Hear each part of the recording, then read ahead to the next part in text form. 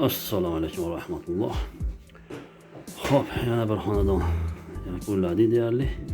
Prixoshkasi tayyor deyarli. Mana bu ichiga endi materiallarni to'qib turib, veshilkalarni qo'yib qo'yamiz. Shu bilan tamom. Pastda ikkita tortmasi bor. Oyoq kiyimlarga tepada ham shkaf bor. Xo'p, kattalar yotoqxonasi bo'ldi. Er-xotinga shkaf, kravatlari. Xo'p, mana bu yerda turmoqsi, ko'zgusi qoldi. Ko'zgusini ham olib kelib o'rnatib beramiz. Atrofida podsvetkasi bor. Bu akrildan. Yotoqxona mebellarimiz akrildan bo'ldi.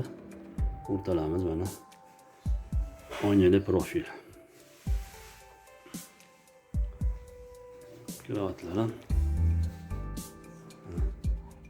chiroyli chiqdi. Tay qismlari ochiq.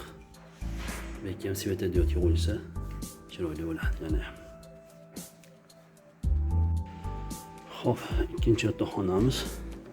Bu ham tayyor. Bunda ham mana shu trimoni tepasida dumaloq ko'zgusi qoldi. Bunda ham podsvetkasi bor. Kravatlar tayyor. Bir xil kravatlar. Taylari mana ochiq. Bemalol oyog'ini bunday qilib tiqsa bo'laveradi. Urilmaydi oyoq. Xo'p, bu shkafi. Mana bularni mana shogirdlar ko'chirmabdi. Ko'chirib tashlash kerak. Bu ota-onalariga yotoqxona mebeli. Ichlarini ochib ko'rsatmaymiz. Ichlarida tortmalar bor, narsalar joylab qo'yishibdi. Bu ham tayyor. Xo'p, bu xonamiz esa ayollarning eng sevimli joyi oshxona bo'ladi. Oshxona mebellari mana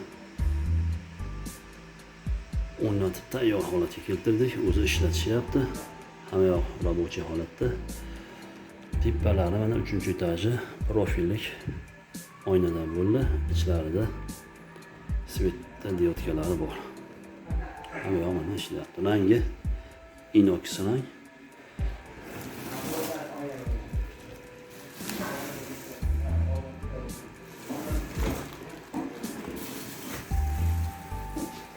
Tandem salaskalarda.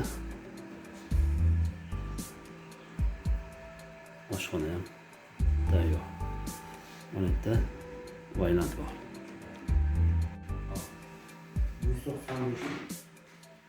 Xo'p, xullas shunaqangi xizmatlar kerak bo'lsa, aloqaga chiqib olasizlar. Mana shu ko'zgularni olib kelib o'rnatib bersak bo'ldi.